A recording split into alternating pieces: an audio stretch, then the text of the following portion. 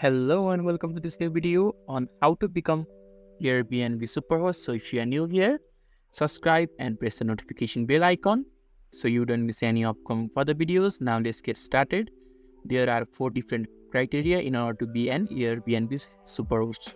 So first thing is response rate. You must have a 90% or higher response rate within 24 hours.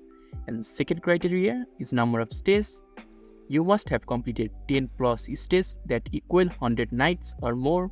And the third criteria is cancellation rate of 1% or lower. And finally, the fourth criteria is overall rating.